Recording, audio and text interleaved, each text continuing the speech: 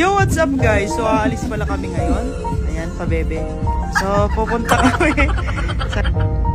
kami ng capital town sa pinakamalaking McDo ng Pilipinas na kung saan first time niyang pumunta doon. Ayan, so magde-date kami, no? So, kami dalawa lang, syempre.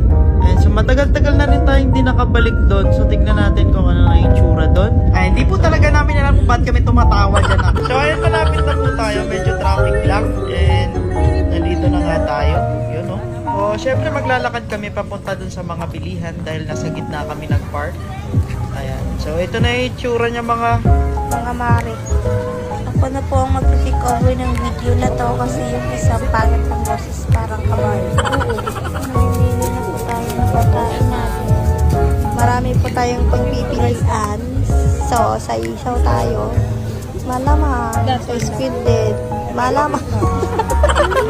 Ayan, so pusit yung napili namin. First choice namin.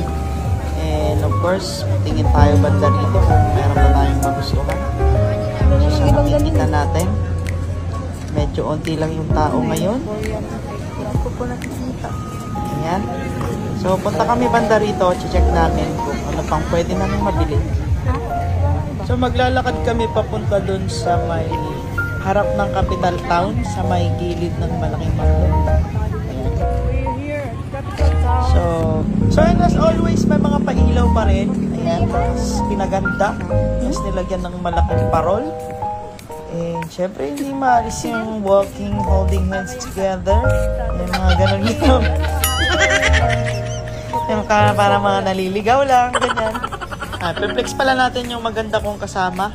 Ang pangalan niya ay si, Capital Town. Ayan, ganda, no? Mega World. Charot lang. Siyempre, partner in life natin yun. Kaya dapat ina-appreciate natin. The biggest McDonald's in the Philippines. Okay.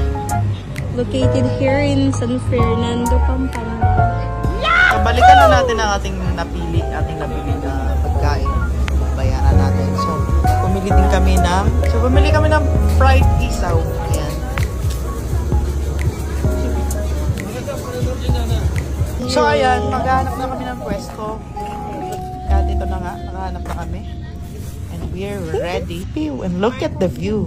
Ayan, so dahil gutom na ang peg, so kakain na nga kami. And tara, let's eat.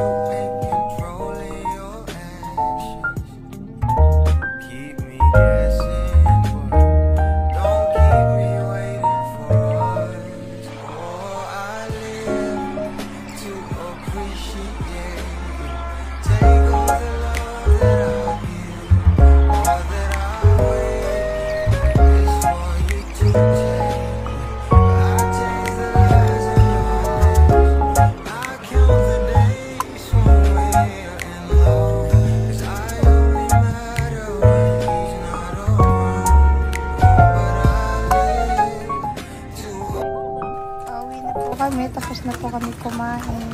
Gusto ko tuloy sumakay. Thank you, Tiki-Tiki. Pwede talaga maiwasan yung may mga bagay na nagpapabebe yung ating mga partner. And it's normal, I think. So, ayan. Pati seatbelt niya, mga lods. Oh, ba't ka tumatawa? O, sino kayo dyan? Ba't kayo halik-halik pa kayong nalalaman, ha? Tapos na po nagpabebe yan. So, goodbye. Thank you for watching our videos. Bye-bye.